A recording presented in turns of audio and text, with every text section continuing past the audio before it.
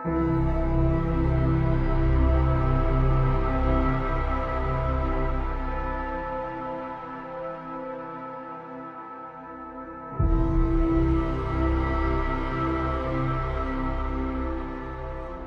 course, television can't perform such miracles as this, yet.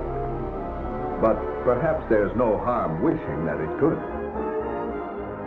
The greatest social messages are promoted through movies and drama, high drama, through the fixation of emotive sequences, emotional sequences, not logical, factual sequences, but pushing points across in an emotional way which register and fix in the mind.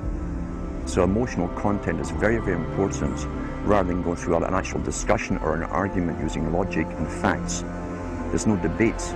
And when you're being downloaded through fiction, your guard is down, the sensor part of your brain is not in action. It isn't saying, yes, I agree with this, I disagree with that, as you would in a debate or a lecture. You're actually in an alpha state, being completely downloaded with new ideas.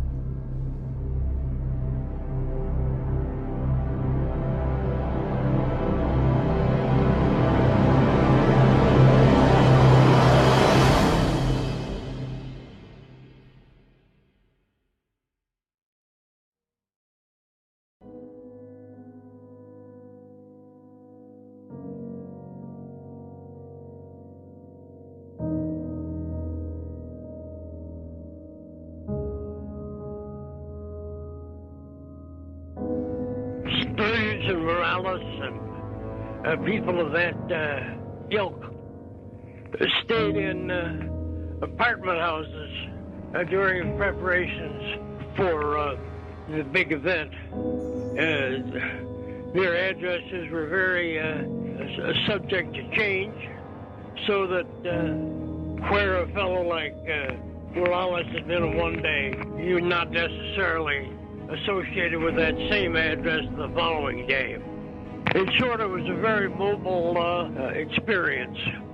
Let me point out at this point that if I had wanted to fictionalize what went on in Miami and elsewhere during the run-up for the big event, I would have done so. But I don't want any unreality to tinge this particular story, or the information, I should say.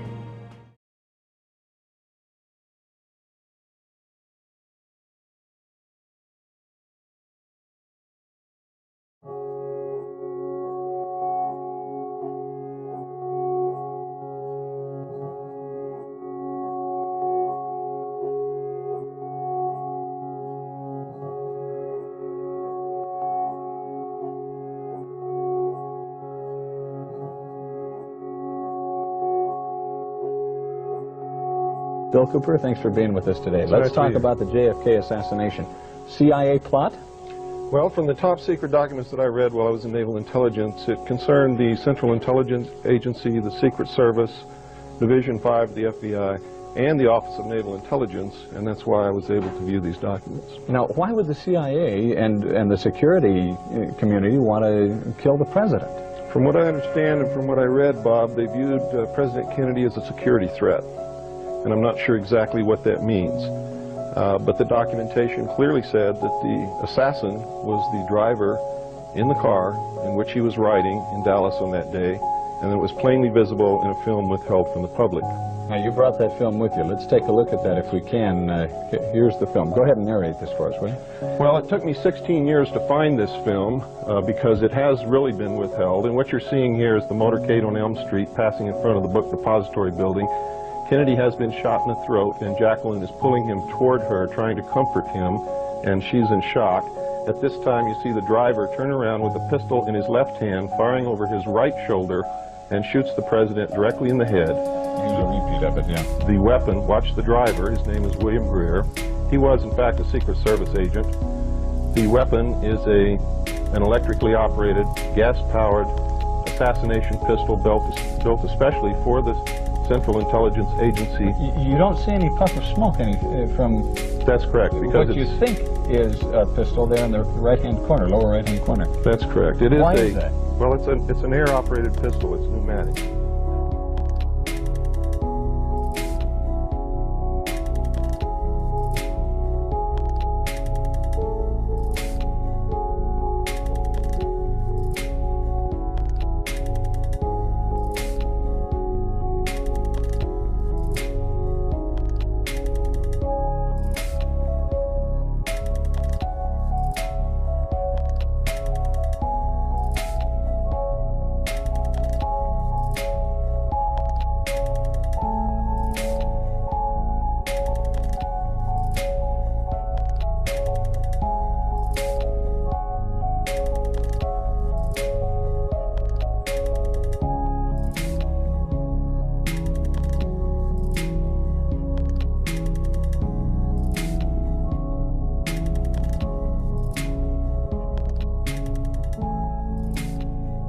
On April 4th, 1968, civil rights hero and pastor Dr. Martin Luther King was assassinated while standing on the second-floor balcony of a motel in Memphis, Tennessee. The world recoiled in horror at the news. Dr. King had galvanized the civil rights movement, and at the time of his death he was working to organize and focus the burgeoning anti-war movement. 2 months after the shooting, a man named James Earl Ray was arrested at London's Heathrow Airport as he tried to leave the UK under a fake Canadian passport. The FBI had linked Ray's fingerprints to the murder weapon and a set of binoculars. He was extradited to Tennessee and pled guilty to the crime with hopes of avoiding execution. Although Dr. King was dead, his killer had been captured and justice had been served. At least, that's the mainstream version. Yet multiple people don't believe James Earl Ray acted alone or that he shot Dr. King at all. Why? Here's where it gets crazy. Conspiracy theories about the assassination of Dr. King began to spread soon after his death. 3 days after entering his guilty plea, James Earl Ray tried to recant his statement, claiming that he had been framed by a criminal associate called Raoul, who allegedly hired him for various smuggling jobs. Additionally, a local bar owner named Lloyd Jowers claimed that a Memphis drug dealer named Frank Liberto gave him $100,000 to hire a hitman to shoot Dr. King, and Jowers said the man he contacted wasn't Ray.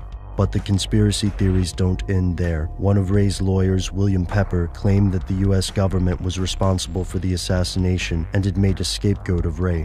This theory has some surprising supporters, including Jesse Jackson and Dexter Scott King, Dr. King's son. Dexter King visited Ray in prison in 1997, and he also claimed that Ray was innocent.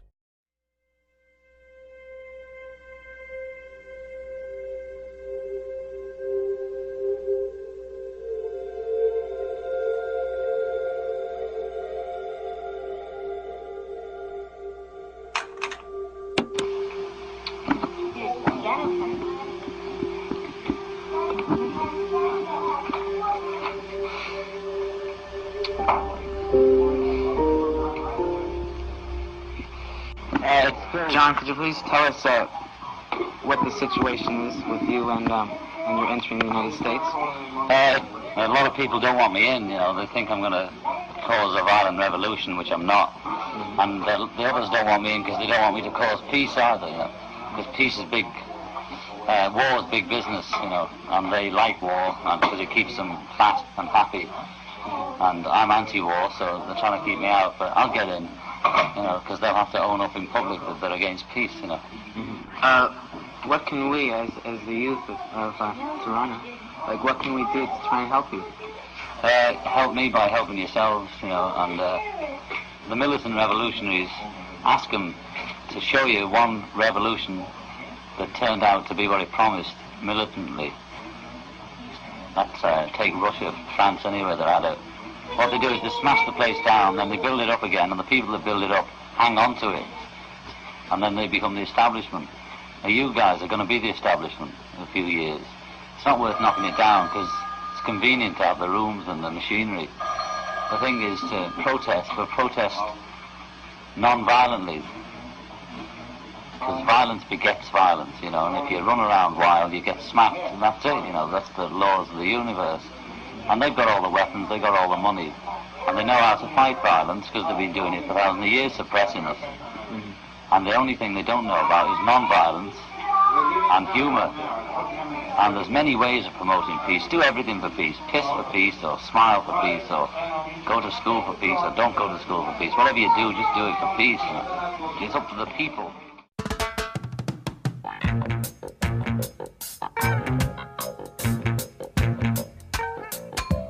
Get up, stand up for your right. Get up, stand up for your right. Get up, stand up for your right. Get up, stand up, don't give up the fight. Preacher man, don't tell me heaven is under the earth. I know you don't know what life is really worth. I believe the CIA was using the Jamaican Labour Party as its instrument in the entire campaign against the Michael Manley government. I'd say most of the violence was coming from the Jamaica Labour Party side, and behind them was the CIA in terms of getting the weapons in and getting the money in with all the propaganda guidance, because there was a steady stream, a continuous campaign of propaganda against the Manley government. The weapons, there was no problem with getting weapons in, because the ganja smuggling was a perfect route for bringing weapons back into Jamaica from the United States. While local politicians benefited from outside assistance, Bob Marley condemned them in his songs.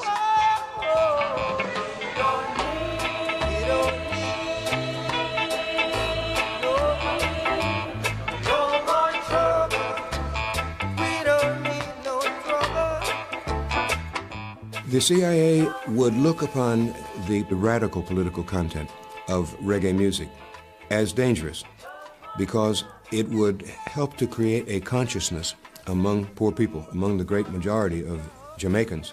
And of course, naturally, the climate was created for an attempt on Bob Marley's life. The purpose of all those activities of violence and armed robbery and murder, coupled with the propaganda campaigns calling for the overthrow of the Manley government, naturally created a situation of terror, really, of tension, of uncertainty, of doubt, and fear. This was the purpose.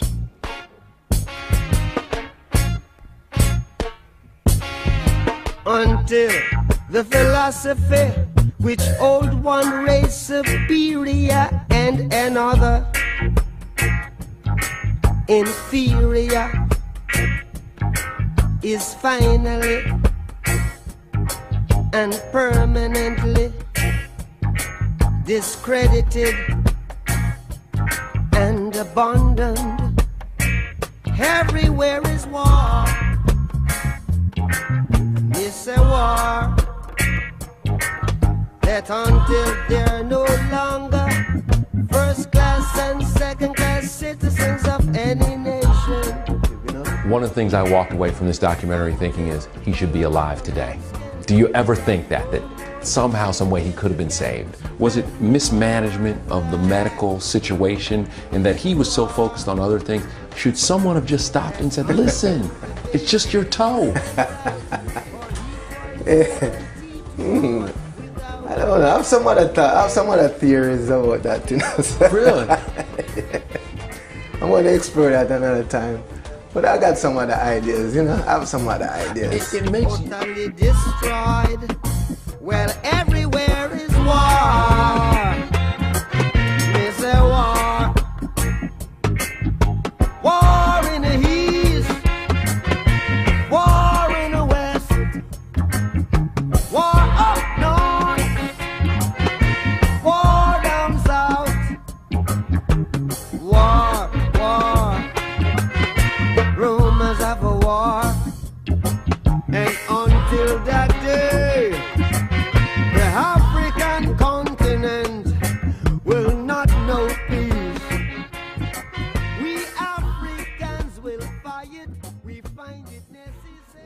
thanks for this lovely award and accompanying bag. John, that's really kind of you to be sincere and sweet, particularly in this context. Fucking hell. Because this is not designed for sincerity, this environment. You realise we will struggle if we start bringing sincerity into the situation. Thank you. Thank you for the Oracle Award, which to me sounds like something that has recently been made up. Like, don't sound like a legit award. Fuck, just Oracle Award, will you come? Yeah, Oracle Award. Thank you for Oracle Award. When I was a kid, it was a type of teletext. There were Oracle and CFAX. And they were reliable sources of information, so I'm very grateful to be considered in the same vein as that pixelated news source. Also glad to grace the stage where Boris Johnson has just made light of the use of chemical weapons in Syria, meaning that GQ can now stand for genocide quips. I mention that only to make this next comment a bit lighter, because if any of you that know a little bit about history and fashion will know that Hugo Boss made the uniforms for the Nazis. And the Nazis did have flaws, but, you know, they did look fucking fantastic, let's face it, while they were killing people on the basis of their religion and sexuality. Genocide quips are okay. No, it's okay. It's okay. It's already been sanctioned. It's all cool.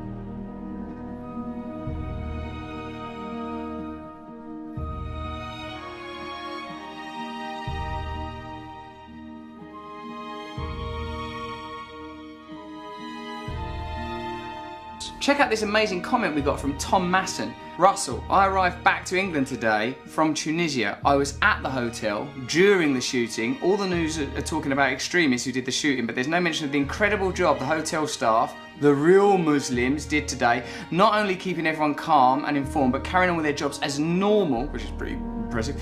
Also, the workers stood at the entrances, standing unarmed, ready to defend against this mad gunman to ensure that his own safety and the safety of all the other guests. They are true heroes, without whom many, many more people would have died. That's from Tom Masson, who was at the scene. Often you'll notice that there's incredible emphasis placed on the religious background of the perpetrators of these crimes, but of course the doctors that treated the people are also Muslim. The people that drive the ambulances Muslim, and as Tom Masson brilliantly describes, the people defending barehanded the lives of hotel guests from the West, people all like us, on holiday, are also Muslim. So it's not as simple as that. So what is David Cameron's agenda when he talks about this event, as he has done several times over the last few days? This is one of the most telling things I've ever heard come out of Cameron's mouth, where you can explicitly hear how he frames his agenda and tells this story to advance his aims. They have declared war on us. Who's they?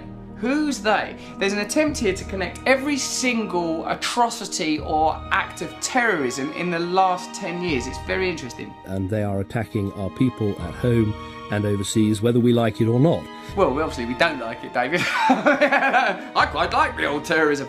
No one likes it. But it's an interesting attempt to line up and connect all of the terrorist atrocities while negating the fact that in the same 10-year period, Britain has been engaged in foreign activity in Muslim countries, which obviously provokes this kind of response, while continuing to sell arms to countries on its own human rights abuser list. In fact, of the 28 countries on our lists of potential human rights abusers and nations of concern, of those, we sell arms to 23. The vast, overwhelming majority of countries we've identified as potential threats, we sell weapons to. What does that say about our policy, our economic policy? And frankly, I don't think you can hide from this threat or think that if you step back somehow you become less of a target. When he says step back somehow you become less of a target, what he's saying is, oh, there's no connection between us bombing these countries. He means step back from bombing countries, step back from drone attacks on countries, step back from perpetrating the foreign policy that creates this problem. You can bet your life that the response to this terrible event in Tunisia will be the kind of activities that provoked and created this event in Tunisia. The solution is the cause.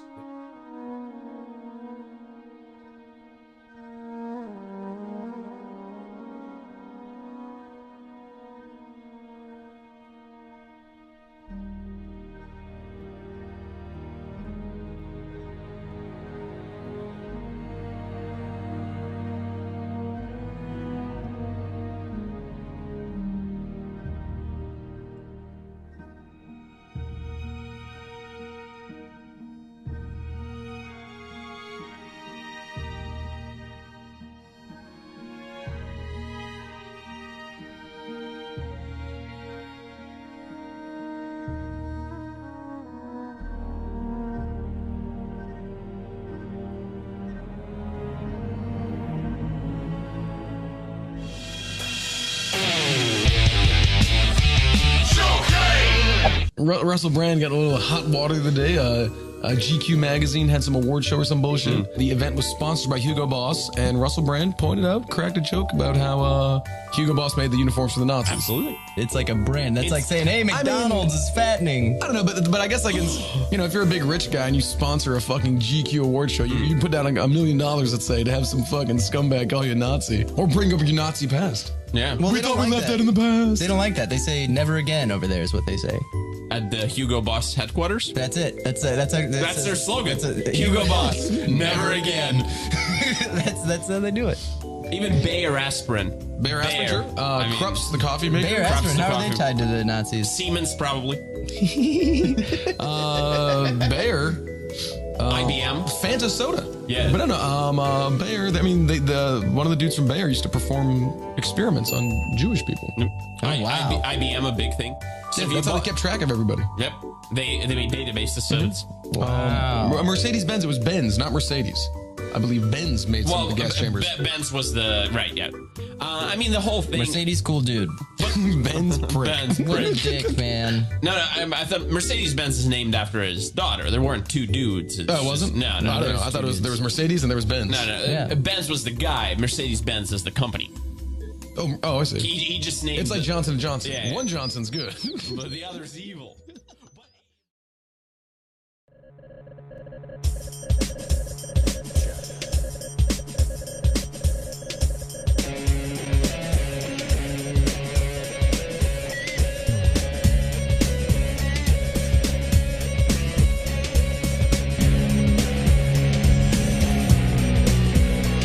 Bayer Corporation is a pharmaceutical company with over 80 brands, including aspirin and Aleve. Bayer Corp seems like a decent company at first glance, but they have dozens of skeletons in their closet that they don't want you to know about. Here are just a few examples of the things that Bayer has done over the years. They genetically polluted the crops of Australian farmers. They generate 2.4 million pounds of hazardous waste annually. In 1999, 11,000 Americans had to be treated because of Bayer's misuse of antibiotics. Bayer contributed large sums of money to the 2000 presidential campaign to get Bush's support. They produce unsafe food additives and dangerous consumer products. In 1956, a Bayer executive was sent to prison for Nazi war crimes. They were fined over $100,000 for exposing their workers to a chemical that causes liver damage. They put neurotoxic substances into vitamins that are marketed towards children. They were charged $8 million for putting a muscular disease in their products. Bayer was charged with war crimes for supplying chemical weapons during a civil war in the Congo. Bayer employed about 1,600 children under the age of 15 in the production of cottonseed in India. One of the worst of all, they gave drugs infected with AIDS to children in Spain, Europe, and Japan, killing thousands just to make a profit. Bayer's unethical behavior has been reported upon numerous occasions. There's even a large group called the Coalition Against Bayer Dangers. But Bayer has recently been trying to greenwash their image by sponsoring events about environmental awareness in an effort to make them look like a decent company. Now, the title of this video is just my opinion, but after watching it, what's your opinion about Bayer Corporation?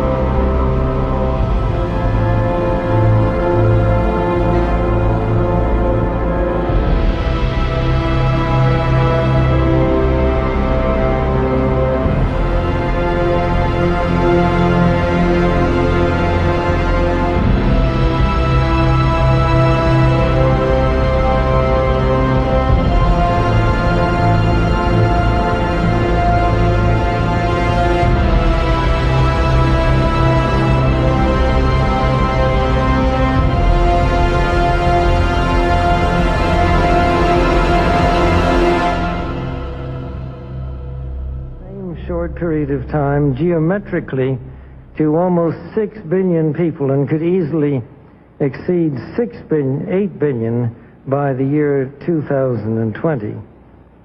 The negative impact of population growth on all of our planetary ecosystems is becoming appallingly evident.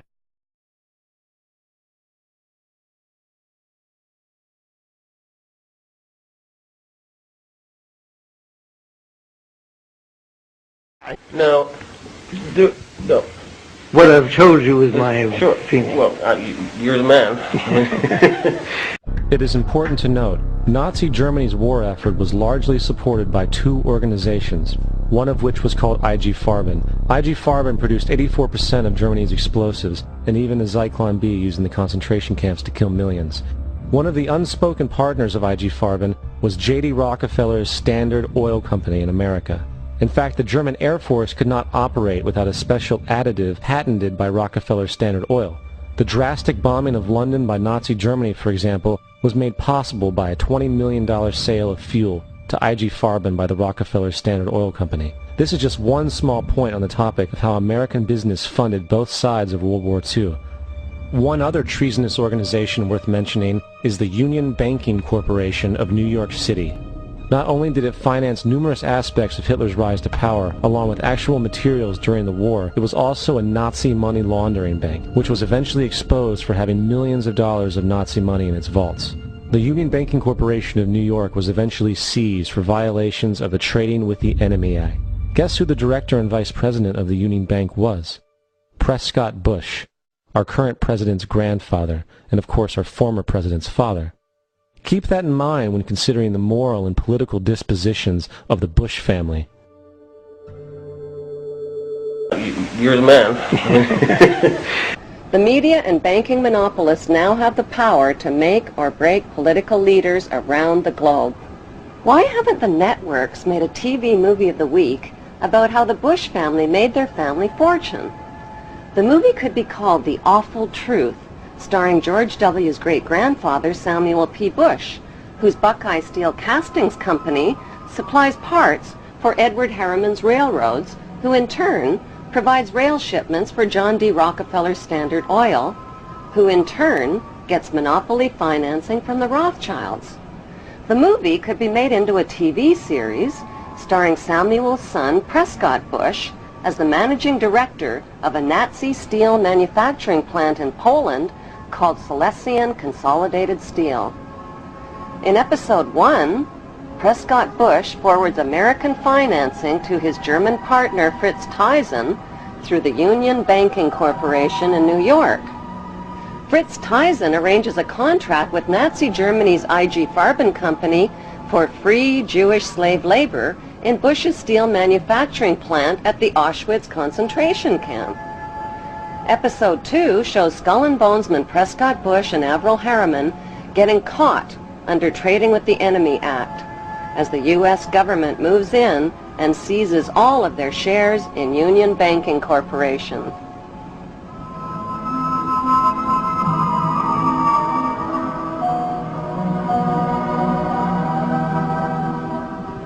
In episode 3, Prescott's son, the first George Bush, is director of the CIA. George puts drug king Manuel Noriega on the CIA payroll, allowing thousands of tons of cocaine to hit the streets of America via the Panama Canal. In episode 4, George's son, the second George Bush, becomes partners with Osama bin Laden's older brother, Salem bin Laden, in a Texas oil company called Arbusto Energy. Episode 5 introduces George W.'s shady younger brother, Neil Bush, ripping off the elderly in the Silverado savings and loan scandal that cost U.S. taxpayers $1.3 billion. In episode 6, the Florida election is fixed by George W.'s older brother, Jeb Bush, who puts brother George into the top job at the White House, which brings us back to Auschwitz and the concluding episode with George W. Bush visiting the slave labor camp where his grandfather helped build the Bush family fortune on free Jewish slave labor.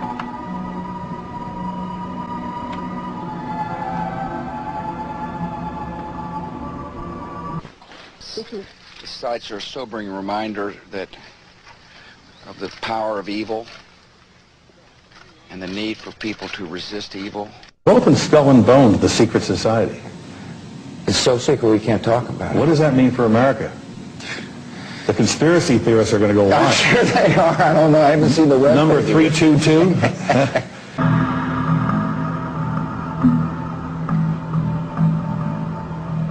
The Skull and Bones Brotherhood is rooted in Jewish Kabbalism and in European Freemasonry, which practices similar death and rebirth rituals. Freemasons are blindfolded, symbolically slain with a noose around their neck, and lowered into an open grave. Once raised from the grave, they must look towards a light called the morning star. The Latin translation for morning star is Lucifer.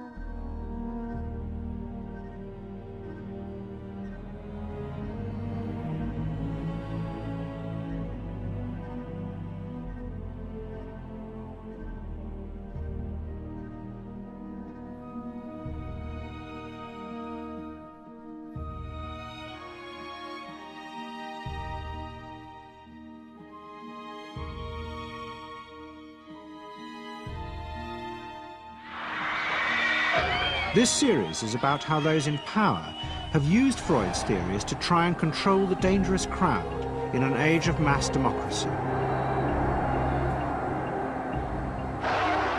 At the heart of the story is not just Sigmund Freud, but other members of the Freud family.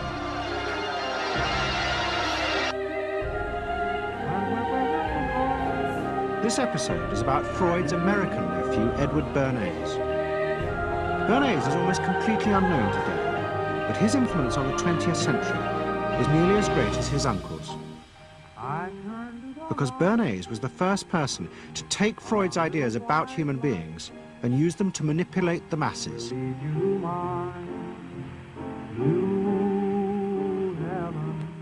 He showed American corporations for the first time how they could make people want things they didn't need, who want things they didn't need, by linking mass-produced goods to their unconscious desires. Out of this would come a new political idea of how to control the masses.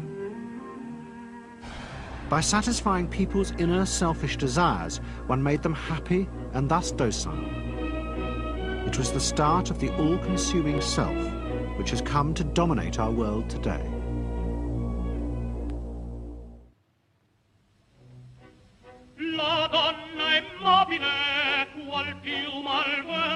Bernays' parents had emigrated to America 20 years before, but he kept in touch with his uncle and joined him for holidays in the Alps. But Bernays was now about to return to Europe for a very different reason. On the night that Caruso opened in Toledo, Ohio, America announced it was entering the war against Germany and Austria.